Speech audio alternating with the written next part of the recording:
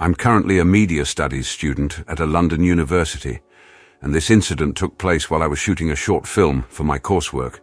We were fortunate enough to secure permission to use a disused church, which we were all quite excited about. It had taken us 10 weeks to obtain the necessary approval.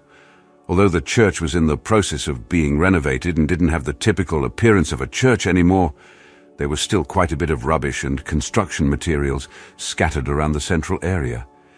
Despite the hazard tape covering the door leading to the steps, we decided to utilize the balcony, which stretched the entire length of the church on both sides. It was about 3 meters wide and 7 meters high. Once we began filming, we had to pause several times because the balcony was creaking under our weight.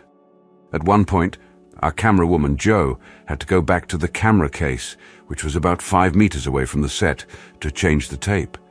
My friends Shane, Charlie and I, we've been close friends since secondary school, leaned against the balcony wall, which unfortunately gave way, causing us to fall to the ground. When I opened my eyes, I remember looking up and thinking, wow, that was quite a fall. And surprisingly, I'm not hurt. I had something supporting my head, which allowed me to see everything clearly.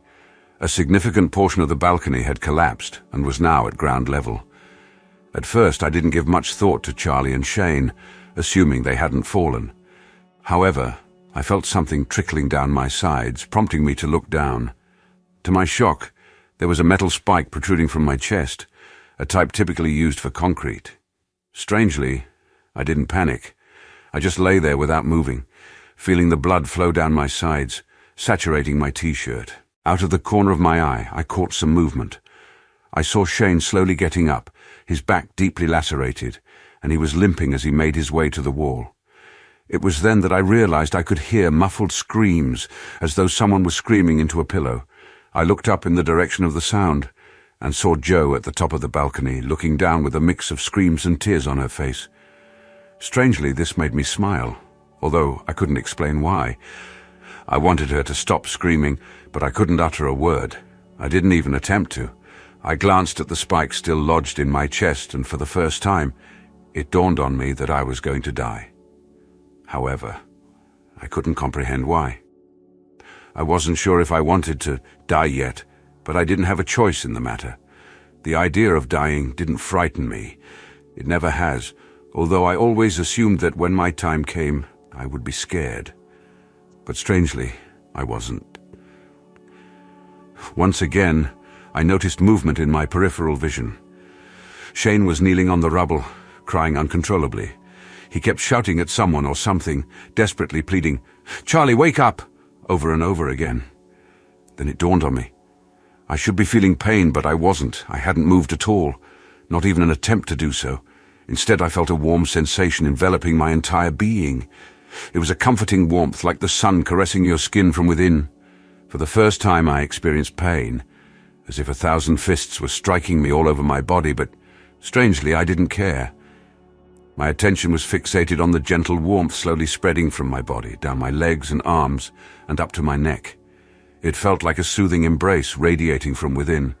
Meanwhile, a dark black ring started to encroach upon my sight, gradually expanding and working its way toward the center of my vision. "Wake up!" Shane shouted once again, losing hope. He glanced over at me, and I realized the gravity of my situation.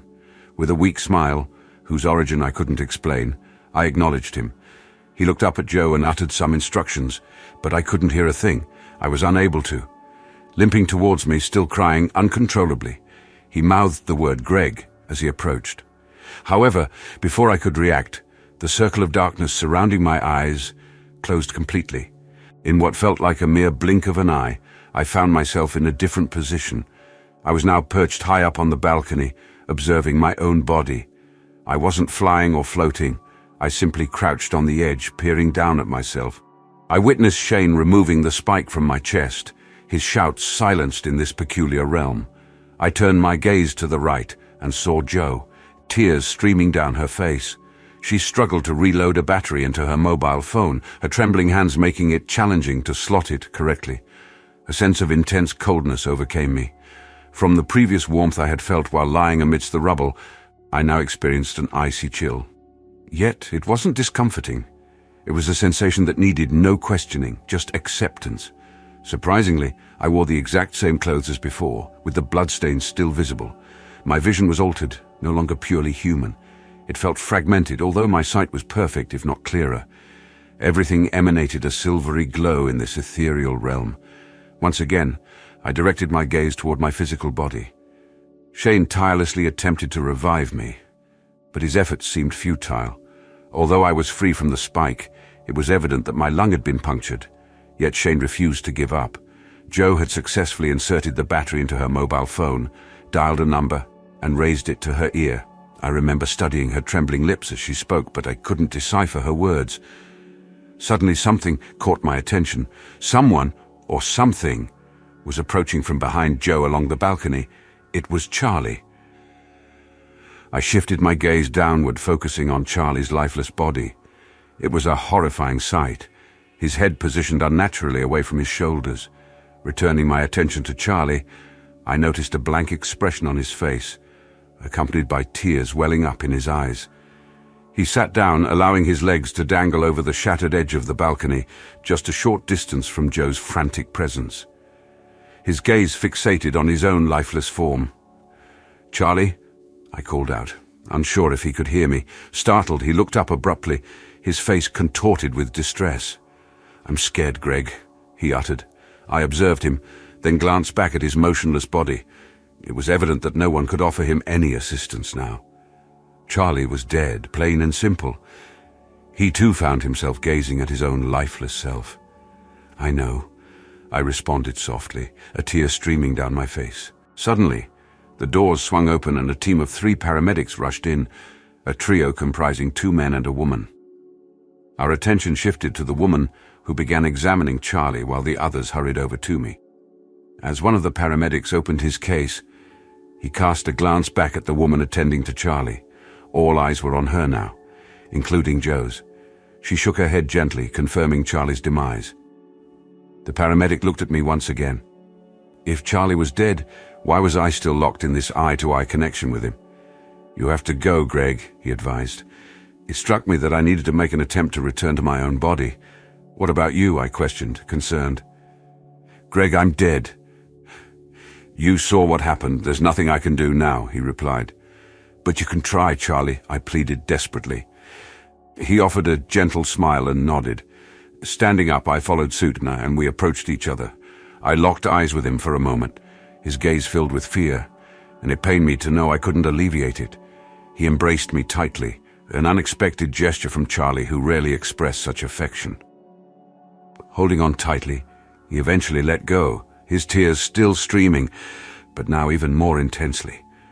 "Goodbye, Greg," he whispered. "Bye, Charlie," I whispered back.